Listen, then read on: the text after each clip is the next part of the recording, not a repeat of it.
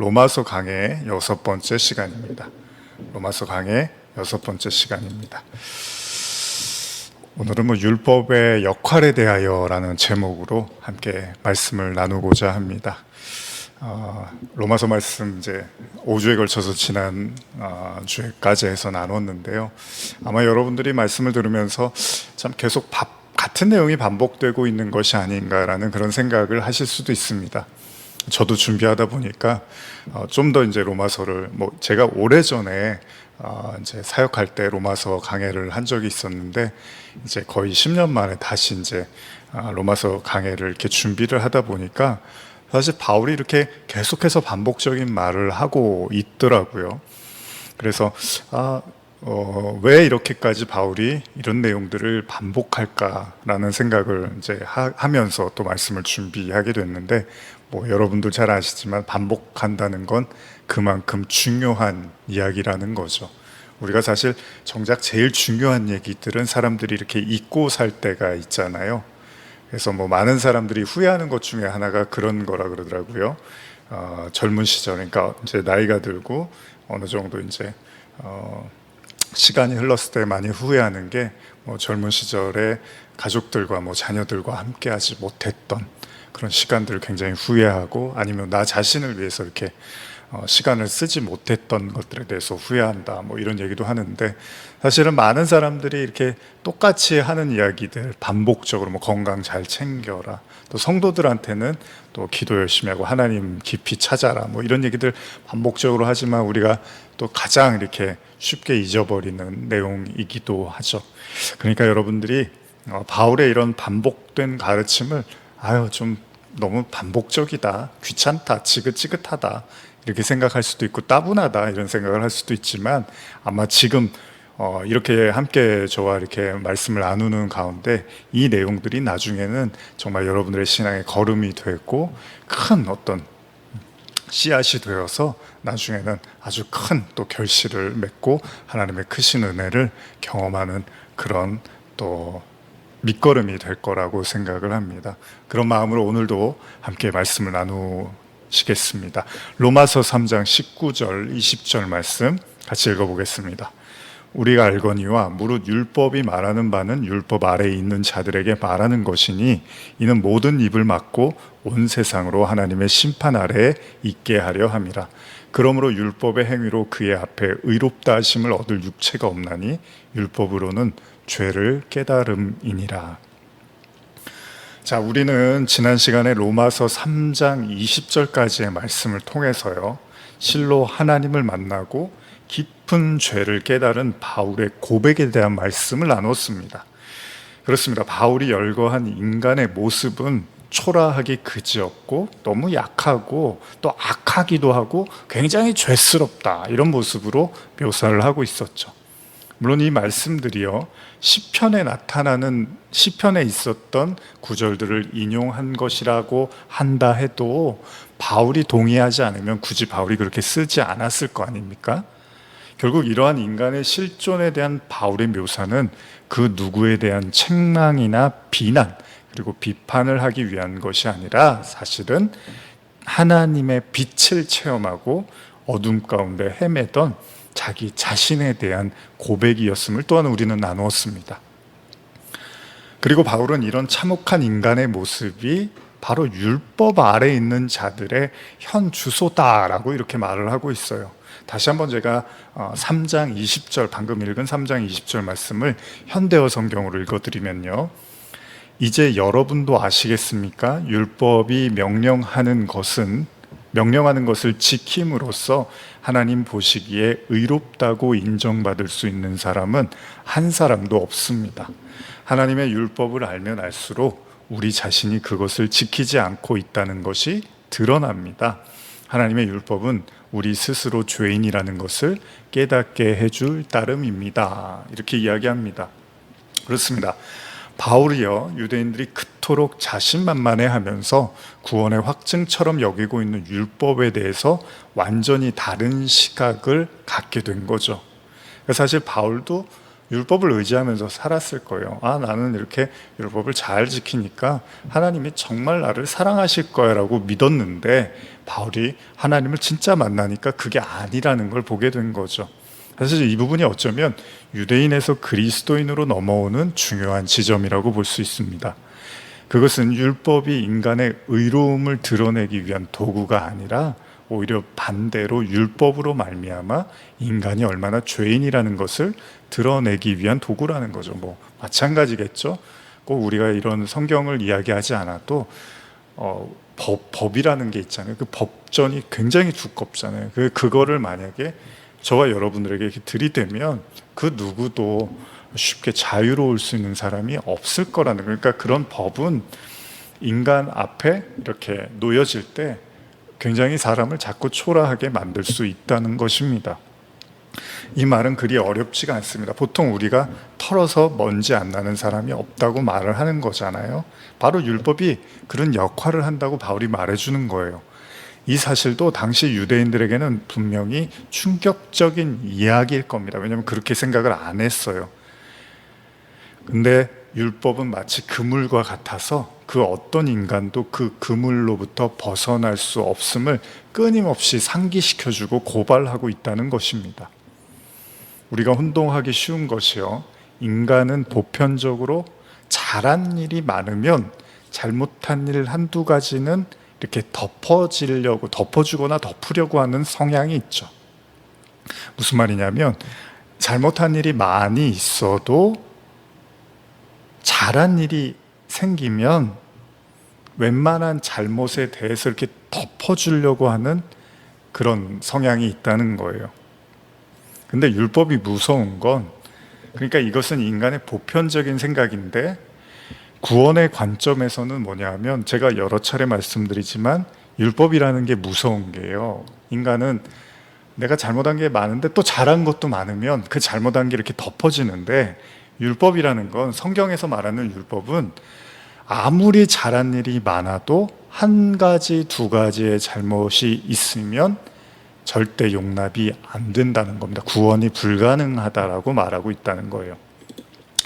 이것이 일반적 사람들의 생각과 성경의 생각의 차이라는 거예요. 그러니까 일반 사람들에게는 저 사람이 잘못한 것도 많지만 잘한 것도 많잖아, 그러니까 나무라지 마라고 하지만, 성경은 저 사람이 아무리 잘한 게 많아도 잘못한 게 하나라도 나타나면 그러면은 안 된다는 거예요. 그건 그 사람은 구원 못 받는다는 겁니다.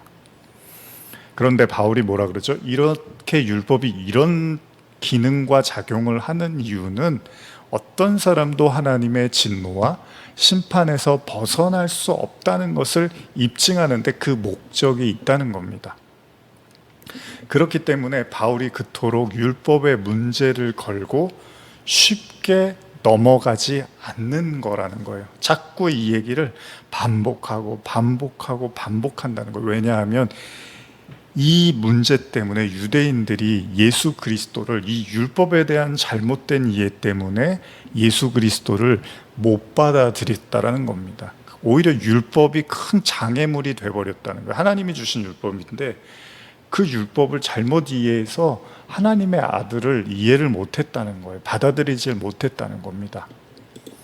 누가복음 2장에 보면요, 예수님의 그 탄생을 오랫동안 기다리던 시몬이라는 사람이 등장을 하는데, 그가 예수님이 탄생하고 그 아기 예수를 안게 되는 큰 축복을 누리게 되죠. 근데 이때 그가 한 말 중에 두 구절을 읽어보면 누가복음 2장 34절 35절인데요, 시몬이 그들에게 축복하고 그의 어머니 마리아에게 말하여 이르되, 보라, 이는 이스라엘 중 많은 사람을 패하거나 흥하게 하며 비방을 받는 표적이 되기 위하여 세움을 받았고, 또 칼이 내 마음을 찌르듯 하리니 이는 여러 사람의 마음의 생각을 드러내려 함이니라 하더라.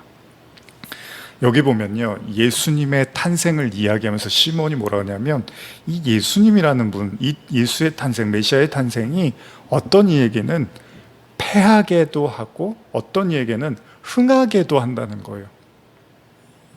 그리고 그를 통해서 사람들의 그 생각이 다 드러나게 될 것이라고 말을 하는데, 다시 말하면 예수님의 말씀이 제대로 받아들여지면 그것으로 흥하게 되는 은혜를 누리겠지만, 예수님의 말씀을 잘못 받아들이게 되면 오히려 패망하게 될 것이라는 겁니다. 바울은 이런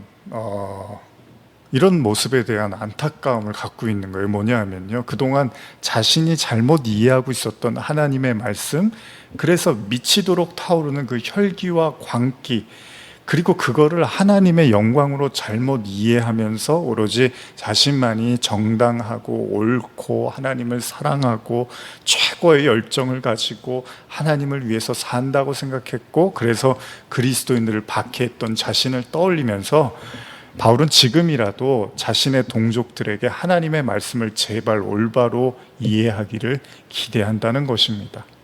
그리고 바울은 바로 이 지점에서 하나님의 의가 믿음이다라는 말을 해요. 그렇죠? 한번 또 읽어볼까요? 로마서 3장 21절 22절인데요. 이제는 율법 외에 하나님의 한 의가 나타났으니 율법과 선지자들에게 증거를 받은 것이라. 곧 예수 그리스도를 믿음으로 말미암아 모든 믿는 자에게 미치는 하나님의 의니 차별이 없느니라. 그러니까 계속 똑같은 얘기 같죠, 여러분? 근데 한번 들어두실 필요가 있다는 거예요. 지금 읽은 본문에서도 나타나지만 바울은 예수 그리스도에 대한 믿음을 이야기하면서 계속해서 하나님의 의는 차별이 없다, 이런 걸 강조를 해요. 그리고 또다시 이제 바울이 말하는데요. 한번 계속 읽어볼까요? 로마서 3장 23절 24절입니다. 모든 사람이 죄를 범하였음에 하나님의 영광에 이르지 못하였더니 그리스도 예수 안에 있는 속량으로 말미암아 하나님의 은혜로 값없이 의롭다 하심을 얻은 자 되었느니라. 바울이 지금 이처럼 차별이 없는 하나님의 의를 이야기한 데는 로마서에 처음부터 계속 언급이 되고 있는, 그러니까 또다시 지금 읽은 23절에서도 말하고 있는 것처럼 바울이 자꾸 똑같다라는 얘기를 어떻게 표현하냐면 모든 사람이 죄를 범하여 하나님의 영광에 이르지 못하였다, 이거를 계속 강조를 하고 있는 거예요. 그러니까 바울이 말하는 차별이 없다라는 건 모든 사람이 다 똑같이 죄를 범하였다, 이 얘기를 하고 싶은 거잖아요. 바울이 이 사실을 계속 강조를 하고 있는 거예요. 그러니까 이 이야기는 이 세상에서 자력으로 하나님의 영광에 이를 수 있는 자, 즉 스스로 하나님께 영광을 돌릴 수 있는 사람은 어디에도 존재하지 않는다는 거죠. 왜요? 인간이 스스로 할 수 있는 것이 율법을 완벽하게 지켜서 구원을 받는 건데, 그게 가능한 인간은 단 한 사람도 존재하지 않는다는 겁니다. 그렇기 때문에 누구도 자신의 됨됨이나 선행과 같은 인간 측면에서의 결과물로 구원을 운운해서는 안 된다는 것, 이게 바울이 단내가 나도록 이야기를 하는 거예요. 아마 이 이후의 본문에도 또 거의 4장까지도 이제 등장하고 있는 내용인데요.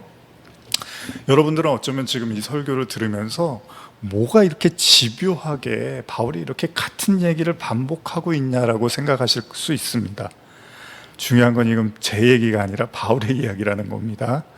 그리고 그것은 그만큼 아까도 말씀드린 것처럼 이게 구원에 있어서 굉장히 중요한 문제이기 때문에 바울이 할 일 없이 이런 얘기를 계속 쓰진 않을 거 아니에요.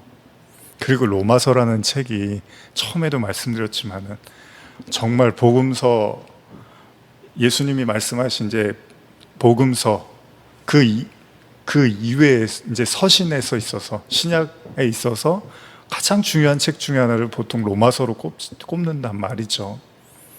그러면은 그 로마서에 지금 담겨 있는 내용들이 어떤 분들한테는 식상하고 지루하게 들릴 수 있겠지만 결코 그렇지 않을 거라는 겁니다. 반드시 우리가 알아야 되고 짚고 넘어가야 되는 문제라는 겁니다.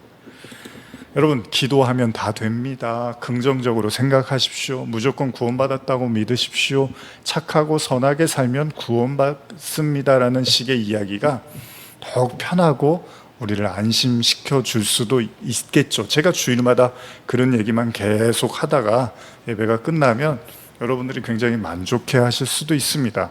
그런데 지금 바울은 그렇게 호락호락한 어조로 복음을 이야기하고 있지 않습니다. 설교는 제 얘기를 하는 게 아니라 말씀을 최대한 말씀에 가깝게 여러분과 나누는 거잖아요. 그러니까 제가 하고 싶은 얘기가 있더라도 최대한 이 본문이 무엇을 말하고 싶어 하는지를 연구하고 기도하고 묵상해서 여러분과 나누는 걸 설교라고 하는 거잖아요. 그러면 바울이 지금 이렇게까지 반복하고 또 반복하고 반복하는 이야기는 바울에게는 이게 굉장히 중요한 이야기라는 거죠. 바울은 결코 구원을 호락호락하게 이야기하고 있지 않습니다. 예수님도 그러셨지만요. 반드시 하나님이 준비하신 그리스도라는 의, 율법으로 의로워지고자 하는 우리의 의, 이게 항상 충돌을 하고 있다는 거예요. 바울의 이야기에서는 인간의 의로움과 그리스도라는 의가 계속해서 충돌을 하고 있고, 그것이 바로 유대인들이 복음을 받아들이지 않았던 이유였다라고 말을 하고 있죠. 계속 말씀 읽어볼까요? 로마서 3장 25절에서 27절인데요. 이 예수를 하나님이 그의 피로써 믿음으로 말미암은 화목제물로 세우셨으니 이는 하나님께서 길이 참으시는 중에 전에 지은 죄를 간과하심으로 자기의 의로우심을 나타내려 하심이니 곧 이때에 자기의 의로우심을 나타내사 자기도 의로우시며 또한 예수 믿는 자를 의롭다 하려 하심이라. 그런즉 자랑할 때가 어디냐? 있을 수가 없느니라. 무슨 법으로냐? 행위로냐? 아니라 오직 믿음의 법으로니라. 바울은 계속된 말씀을 통해서 예수를 믿는 자들, 그로 말미암아 의롭다 하심을 얻은 자들에게는 자랑할 것이 없다고 말하고 있습니다. 그렇죠? 그러면서 로마서 1장 17절에 나타난 그 이신칭의 말씀을 또 반복을 하고 있는 거예요. 로마서 3장 28절인데요. 그러므로 사람이 의롭다 하심을 얻는 것은 율법의 행위에 있지 않고 믿음으로 되는 줄 우리가 인정하노라. 제가 설교를 하면서도 기억이 나지만 아마 작년 이맘때도 제가 이런 내용의 설교를 아주 여름이었던 것 같은데 집중적으로 또 나눴던 것 같아요. 어쨌든 그만큼 중요하다는 거죠. 바울은 정말 입이 닳도록 이렇게 반복을 하고 있는데, 그리고 이렇게 중요하다라고 생각하면서 이제 우리에게 이야기를 하고는 있지만 반복한다는 건 뭐예요? 그만큼 사람들에게는 잘 안 들리는 이야기일 수도 있다는 겁니다. 그것은 얼마나 당시의 사람들이 하나님의 의, 믿음으로써 하나님의 의를 의지한 게 아니라 율법으로서의 행위를 의지하고 있었는지에 대한 반증이기도 한 거예요. 바울이 그러니까 자꾸 이야기를 하는 거잖아요. 자, 그러면 율법의 행위를 의지한다는 것, 도대체 그건 무슨 말일까? 한번 또 생각을 해보는 거예요. 사람마다 각기 자기만의 자부심이라는 게 있잖아요. 그러니까 다른 사람에 비해서, 여러분도 아마 그런 게 있을 거예요. 나는 딴 사람들에 비해서 이 부분만큼은 참 괜찮은 것 같아. 나는 참 인내심 하나는 참 좋은 것 같아. 나는 다른 거는 잘 모르지만은 나는 참 성격이 참 쾌활한 것 같아. 나는 다른 건 잘 모르지만은 사람들한테 이렇게 위로하고 이런 거 잘하는 것 같아. 난 다른 건 모르지만 봉사 하나는 정말 잘해. 난 다른 건 모르지만 청소 하나는 잘해. 전도 하나는 잘해. 교회 안에서 난 찬양 하나는 정말 잘하는 것 같아. 이런 거 있잖아요. 기타 등등 여러 가지요. 이런 것들이 이제 사람들마다 다 하나씩 있을 수 있는데, 여러분들은 어떠십니까?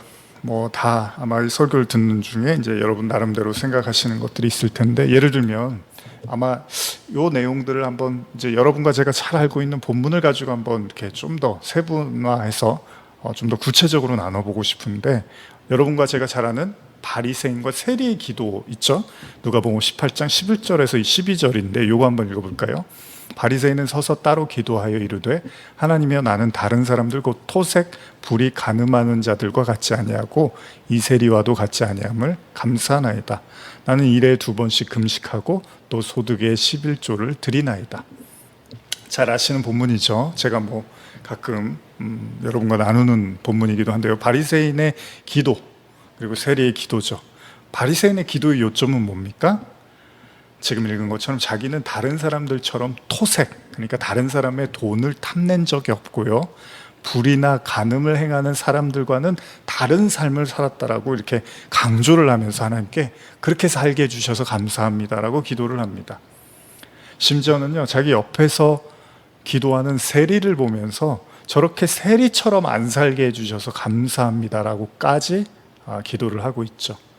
그리고 그의 기도의 결론이 뭐냐면, 결론이 이렇게 끝나요. 나는 일에 2번씩 금식을 하고 소득의 11조를 합니다 라고 기도를 합니다. 그러니까 그가 하나님께 강조점을 두고 싶었던 것은 자신은 청렴결백하게 살고 있고 그 결과물이 금식과 11조의 삶을 살고 있다라고 얘기를 하고 있다는 겁니다. 물론 다음에 나오는 세리 기도는 우리가 잘 알죠. 세리는 어떻게 기도하죠? 너무 자기가 죄스러워서 하나님께 내세울 게 하나도 없어서 하늘도 쳐다보지를 못하고 가슴을 치면서 눈물을 흘리고, 하나님이여 불쌍히 여기소서 나는 죄인이로소이다 라고 연신 외쳐댑니다. 그야말로 뭐 하나 내세울 게 없다는 거예요. 그렇게 세리가 막 눈물을 흘리면서 가슴을 치면서 기도하는데 놀라운 건 예수님의 말씀입니다. 누가복음 18장 14절 같이 읽어볼까요? 내가 너희에게 이르노니 이에 저 바리새인이 아니고 이 사람이 의롭다 하심을 받고 그의 집으로 내려갔느니라. 무릇 자기를 높이는 자는 낮아지고 자기를 낮추는 자는 높아지리라 하시니라. 제가 가끔가다 인용하는 구절이기도 하지만 오늘 제가 좀 이 말씀을 좀 더 깊이 있게 심각하게 한번 생각해 볼 필요가 있다고 생각이 들었습니다. 만약 여러분들이요, 예수님이라면 여러분들도 똑같은 이야기를 하실 수 있을까요? 물론 우리가 이 본문을 미리 알고 있기 때문에 바리새인의 기도는 뭔가 오만하고 교만하게 들릴 수 있습니다. 그러나 그는 나름대로 선한 의도를 가지고 깨끗이 살고자 하는 사람으로 보입니다. 그렇잖아요. 그리고 금식이라든지 11조라든지 나름의 생활적인 면에서도 말씀대로 살고자 그 유지를 하고자 하는 노력을 하고 있어요. 그런데 예수님의 판단은 바리새인은 의롭지가 않대요. 그리고 의로운 자는 세리라고 말을 하고 있다는 겁니다. 여러분, 세리는 잘 아시잖아요. 세리는 여러모로 판단했을 때 당시의 세리는요, 사리사욕에 눈이 멀어서 돈이라면 뭐든지 할 수 있는 사람처럼 사람들이 그렇게 손가락질했단 말이에요. 그냥 죄인하면 세리였어요. 그렇게 평가가 매우 좋지 않았던 그 죄인에게 예수님이 저 사람이 의롭다 이렇게 말을 하는 거예요. 여러분들이 과연 그 예수님의 자리에 있었으면 그렇게 말할 수 있으셨을까요? 쉽지 않으셨을걸요? 그래서 하나님 앞에서 서니까 할 말도 없고 잘한 것도 없고 내세울 것도 없고 당연했겠죠. 그래서 한탄하고 눈물까지 흘리면서 죄인이라고 연신 소리를 질렀을 뿐인데 왜 그를 바리새인보다 더 의롭다고 하냐는 거예요. 그러면 엄격한 율법의 잣대로 보면 그래도 바리새인이 율법을 좀 더 지키려고 하고 또 몇 가지는 아주 분명하게 지키고 있는 거잖아요. 금식하고 11조는. 그런데 왜 이 바리새인한테는 의롭다는 말을 안 하시냐는 거예요. 왜 율법과 전혀 거리가 있어 보이는, 율법의 근처도 안 와 있는 저 세리를 그냥 세리도 나쁘지 않아 이러면 차라리 이야기했는데 세리를 의롭다고 해버리시고 바리새인들은 의롭지 않다고 얘기를 하셨다는 거예요. 이것도 여러분 잘 생각해 보시면 참 기가 막힌 얘기예요. 왜 예수님이 저렇게까지 말씀을 하실까? 이러니 뭐 예수님이 유대인들한테 절대 환영을 받을 수가 없었던 거죠. 그런데 이 본문을요, 오늘 바울의 이야기하고 연결지어서 생각해 보면요, 율법의 행위를 의지하는 자가 의로운 게 아니라며요.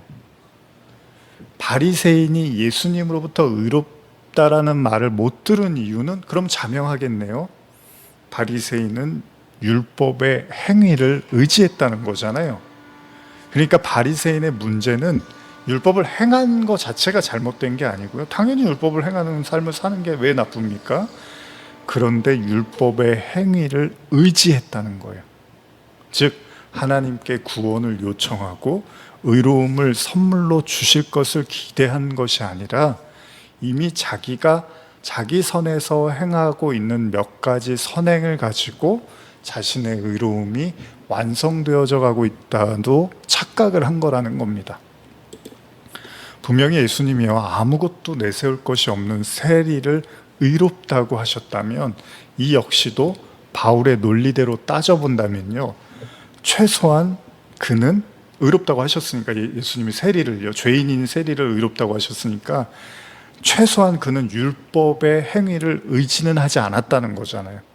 무슨 말이냐면요, 세리는 율법에 의거하여 선하게 행한 것도 없지만 최소한 지금 자신의 모습, 자신의 행동으로는 절대 구원이 불가하다라는 사실을 인정하고 있었다는 거예요. 그러니까 자기가 살아온 모습이 너무나 보잘것이 없어서 이걸로는 절대 구원을 받을 수가 없네요 라고 하면서 괴로워하면서 한탄하면서 하나님을 찾았는데, 그래서 나는 너무 구원하고는 불가한 자고 돈에 찌들어서 어쩔 수 없이 이런 삶을 살 수밖에 없는 그런 자신이 너무나 괴롭고 안타깝고 한스러워서, 그런데 하나님 나에게 긍휼을 베풀어 주세요라고 기도를 했다는 거예요. 근데 주님이 그걸 의롭다고 하신 거잖아요. 그럼 이 지점에서 저는 여러분들에게 감상적인 이야기를 하고 싶은 게 아닙니다. 로마서는 감상적인 이야기를 하는 책이 아닙니다. 그러니까 바리새인은 잘난 척을 하다가 혼이 난 것이고, 세리는 뭔가 겸손한 모습으로 하나님을 찾아서 의롭다라는 칭함을 받은 정도가 아니라요, 이거 잘난 척 좀 했다고 저 사람은 의롭지 않고, 겸손하다고 의롭다는 건 구원이란 말이에요. 예수님 말씀하신 의는. 그러면 그런 차원의 얘기가 아니라 엄격하게 이 내용을 살펴보면요, 만일 세리의 태도가 예수님 보시기에 겸손해 보였다면 바리새인은 교만하고 세리를 겸손하다고 말씀하셔야 되잖아요.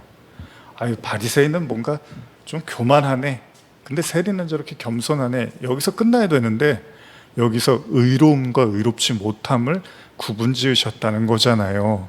그러니까 이건 심각하고 진지한 이야기라는 겁니다.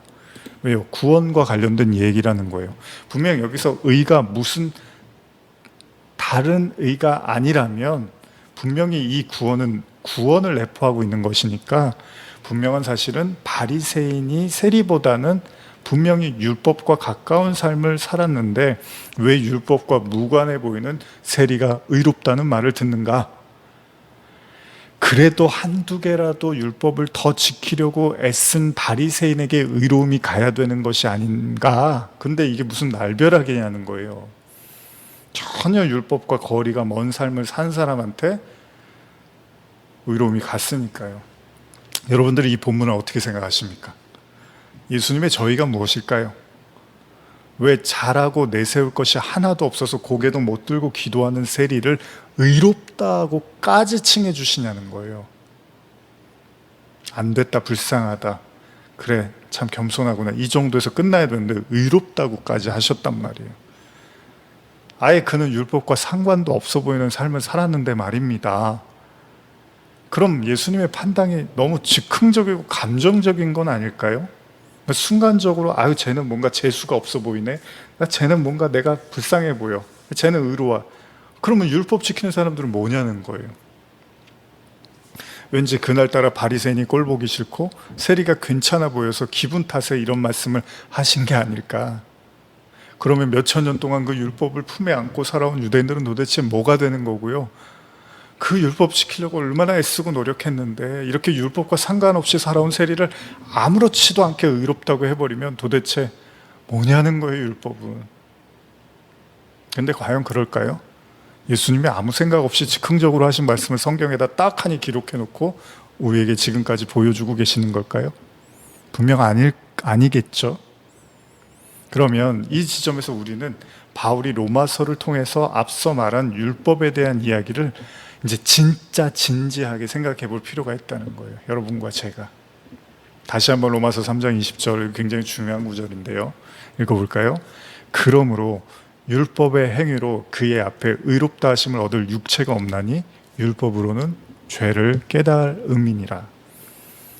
이게 긴가민가 하실 거야. 이 얘기를 처음 들으신 건 아닌데 아마 제가 생각했을 때는 여러분들이 이걸 모르지는 않는데 근데 정확하게 이거를 또 받아들이고 있지 않으실 수도 있습니다. 현대로 한번 더 읽어드릴게요. 이제 여러분도 아시겠습니까?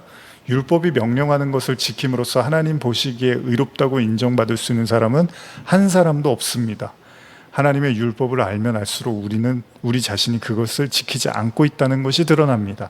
하나님의 율법은 우리 스스로 죄인이라는 것을 깨닫게 해줄 따름입니다. 제일 중요한 거죠. 하나님의 율법은 우리 스스로 죄인이라는 것을 깨닫게 해줄 따름입니다.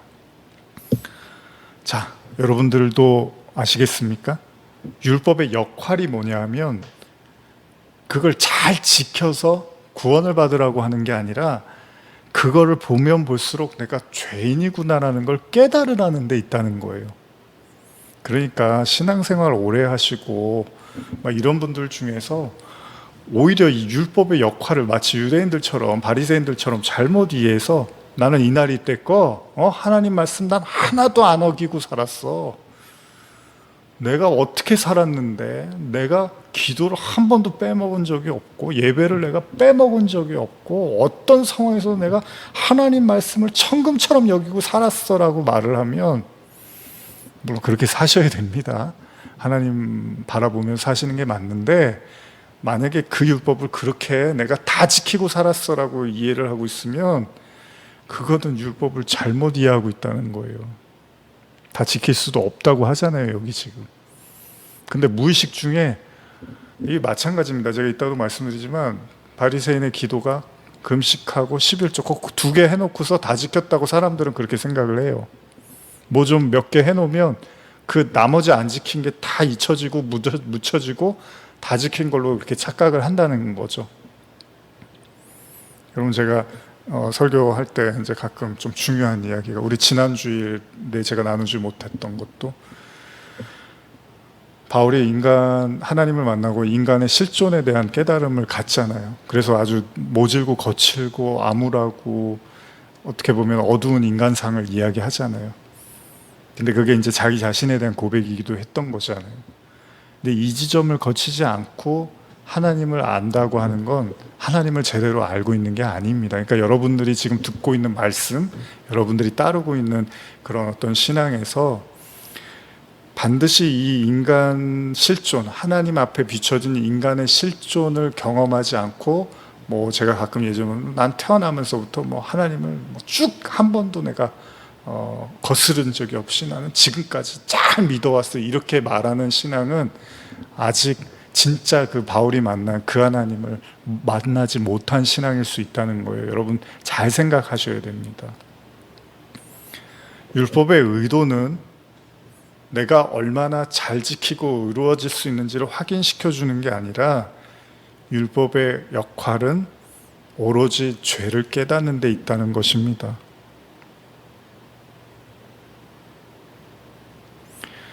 그러니까 율법을 의지한다는 건 아직도 그 율법을 통해서 자기가 의롭다는 걸 자꾸 확인하려고 드는 거고요.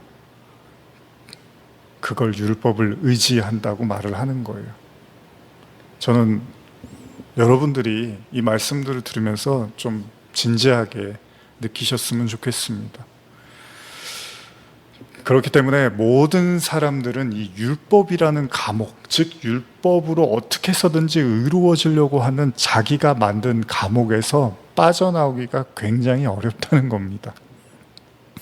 이 감옥으로부터 빠져나올 수 있는 유일한 길은요, 율법이 나를 의롭게 만들어주는 게 아니라 그 율법 때문에 자기가 심각한 죄인이라는 걸 깨닫고 인정할 때 비로소 이 율법으로부터 한 걸음 한 걸음 나와 오로지 하나님의 의를 찾게 된다는 거예요.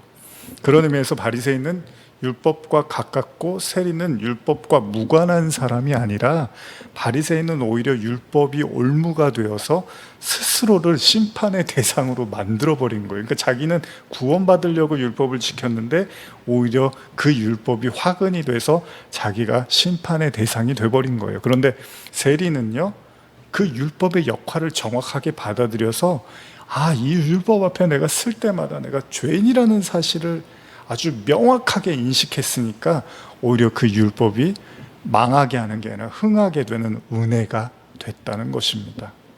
죄도 그렇습니다. 지난주에 나누었지만 어떤 사람은 큰 죄를 짓고도 멀쩡하게 여전히 자신은 착한 사람이라고 믿는 반면에요, 어떤 사람은 아주 작은 죄를 짓고도 스스로를 아파하면서 죄인임을 고백하기도 하죠.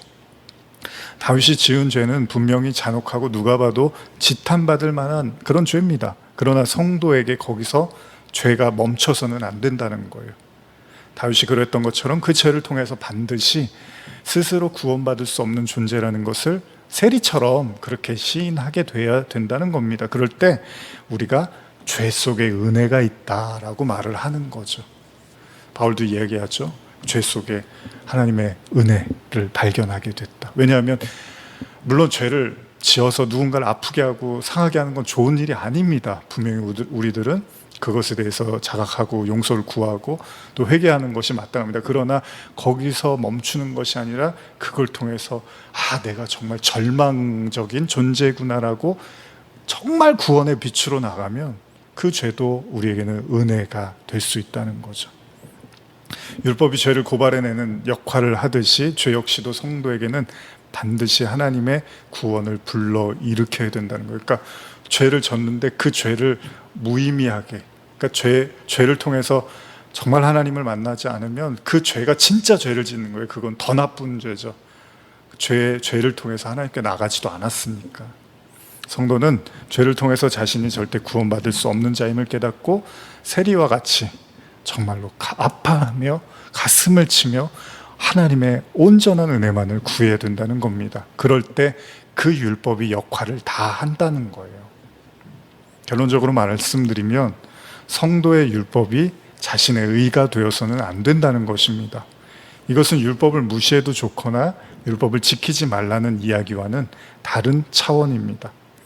성경을 보는 성도들이라면 분명 하나님의 말씀대로 살고자 부단히 애를 쓸 것입니다. 그러나 그것이 우리의 의를 결정하는 것이 아니라는 거예요. 성도의 의로움은 그가 얼마나 많은 율법을 지켰는가에 있는 것이 아니라 오로지 하나님이 의롭다 칭해 주시는 그것에 대한 믿음에 있다는 겁니다. 우리가 보통 하는 말 중에 그 착한 아이 콤플렉스라는 말이 있죠. 한 자녀 교육서에 등장하는 말인데요, 다른 사람으로부터 착하다는 말을 계속 듣고자 자신의 내면을 억압하고 욕심이나 이런 것들을 자꾸 누르는 거예요. 외면하는 거죠. 이 이야기는 엄격히 말하면 그가 착해서 그렇게 행동하는 게 아니라 착한 사람이 되려면 이렇게 해야 되기 때문에 노력을 하는 거잖아요. 물론 그게 그거라고 말씀하실 수도 있지만 좀 엄밀히 보면 착한 사람이라는 이상적인 자아를 만들어 놓고 자꾸 자기가 그런 사람이 되려고 애를 쓰는 거잖아요.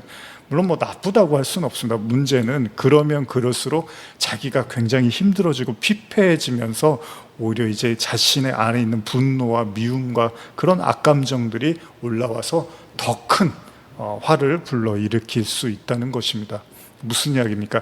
속으로는 그렇지 않은데 계속 그런 척 하다 보면 어느새 마음에 골병이 들고 심지어는 분노하면서 자기가 생각했던 이상적 자아는 고사하고 더 반대로 가고 있는 자기 자신을 볼 수 있다는 겁니다. 그리고 어느새 자신의 진심이 터져 나올 그럴 날이 올 거라는 거예요. 오히려 이런 경우에는 솔직해질 필요가 있다는 거죠. 내가 원하는 것과 그렇지 않은 것에 대한 솔직함이 필요할 수 있겠죠. 중요한 건 내가 바라고 원하는 내가 아니라 진짜 나 자신이 어떤 모습인지를 인정하고 받아들일 필요가 있다는 겁니다. 어떤 의미에서 자기 자신을 사랑한다는 건 먼저 자기 자신에게 솔직해야 된다는 것을 의미할지도 모릅니다. 바리새인의 기도에서 그는 남들과 다르게 훌륭한 삶을 살고 있는 자신을 대견해 하면서 하나님께 감사했죠. 문제는 하나님은 그렇게 생각하지 않았다는 겁니다. 그가 만약 예수님의 이야기를 직접 그의 귀로 들었다면 아마 그 바리새인이 자기한테 의롭다고 안 하는 얘기를 듣고 오히려 세리를 의롭다는 그 예수님의 이야기를 들었다면요, 아마 예수님 멱살을 잡았을 거예요. 어쩌면 그는 하나님께 듣고 싶은 이야기를 자기 스스로에게 그냥 해버리고 싶었는지도 몰라요. 그래서 기도를 그냥 혼자 해버리는 거예요. 하나님은 의롭다고 안 하는데 혼자 기도하면서 내가 의롭죠 이러고 있는 거예요. 어쩌면 자신이 그렇게 의롭고 선한 사람이라고 믿고 싶었는지도 모릅니다. 중요한 사실은 그와 하나님은 어떤 교집합도 없었다는 거예요. 어떤 소통도 없었다는 거예요. 하나님은 한 번도 그한테 의롭다고 한 적이 없었는데 자기는 율법을 잘 지키고 선하고 의롭다고 여기고, 하나님의 시각에서는 오히려 그는 율법도 못 지키고 선하지도 않고 의롭지도 않았다는 거예요. 그저 자기 생각이 그랬을 뿐인 거예요. 그리고 그런 헛된 망상을 심어준 건 바로 그가 가진 몇 가지의 선행, 곧 금식과 11조였다는 겁니다. 사람이요, 재밌는 게 아무리 못한 것이 많아도, 아까 처음에 말씀드렸지만 못한 것이 많아도 한두 가지 잘하는 게 있으면 그 모든 것을 덮어버리려고 하는 경향이 있습니다. 나는 다른 걸 못해도 예배는 안 빠졌어. 나는 다른 건 몰라도 기도는 많이 해. 나는 다른 건 몰라도 헌금은 정말 열심히 해. 나는 다른 건 몰라도 봉사는 정말 열심히 해. 나는 다른 건 몰라도 성경을 100번은 더 읽었어. 등등의 한두 가지 장점의 신앙 요소가 희한하게도 마치 천국행 티켓을 소유한 것처럼 자기에게 착각하게 만든다는 거예요.